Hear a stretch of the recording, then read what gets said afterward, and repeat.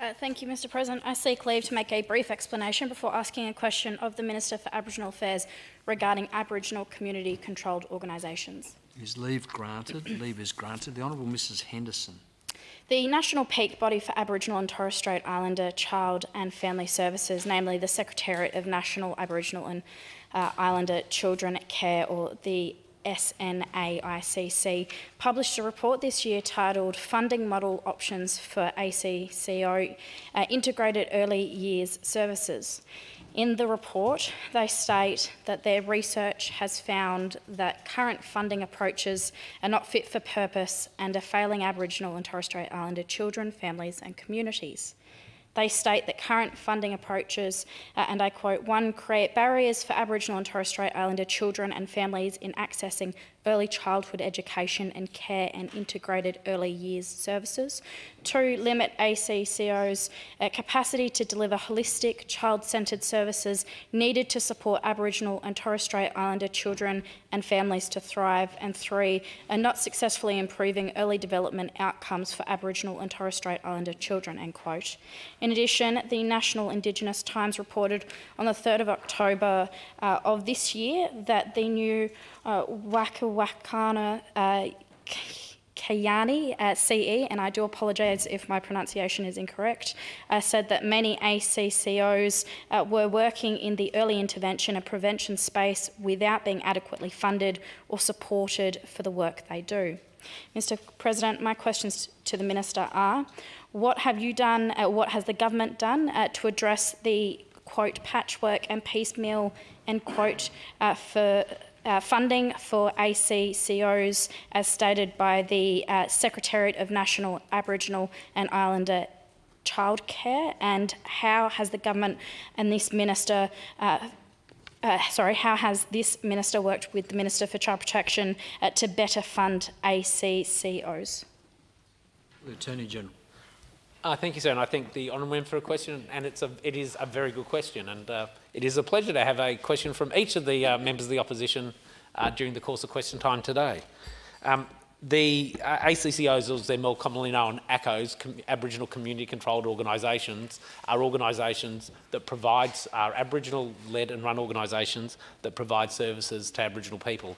ACCOs exist in a very wide range of services, from the provision of legal advice and legal services through ATSLs, Aboriginal Torres Strait Islander legal services, such as the Aboriginal legal rights movement in South Australia, through to areas that deal with working with victim survivors of domestic violence, and including areas to do with looking after children, the child protection system.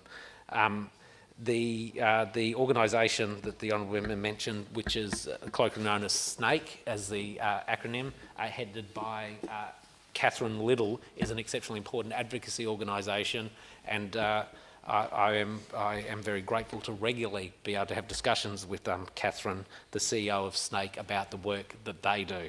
And as well, Catherine Little, the CEO of SNAKE, is represented on the Joint Council of Closing the Gap, so she attends the meetings with all the ministers and many of the peaks from organisations a number of times each year.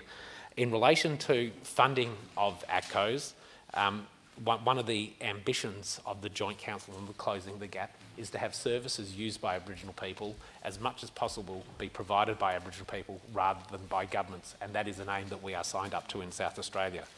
One of the critical steps in doing that is something we completed only very recently. It was a task that was required of all participants, which is every state and territory in South Australia who are participants and signatories to the Closing the Gap ambition, and members of the Joint Council in Closing the Gap, was to conduct an expenditure review.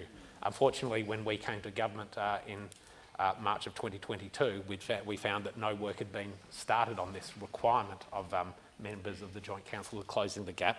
So I want to thank the very hard work that senior Treasury officials undertook in conducting that expenditure review in South Australia to identify where money was being spent in two areas. Money that is specifically for Aboriginal programs, such as many that are worked on in the protection of children area, but also money that is spent for the benefit of Aboriginal people in mainstream areas. So we have conducted and published the first ever expenditure review in South Australia of these sorts of funds, which is the first step at looking at ways that we can transfer more of the functions of government to ACOs, who very often have a better and more connected understanding of the Aboriginal communities that they serve. So it is something that I have talked with Catherine Little, the head of state, directly about. It is something that Catherine certainly puts forward at joint council meetings on closing the gap, and I'm very pleased that in South Australia we've now taken that first step, the identification of expenditure, to then look at how we can make sure that where it's appropriate, ACOs receive funding to do the work that they do best.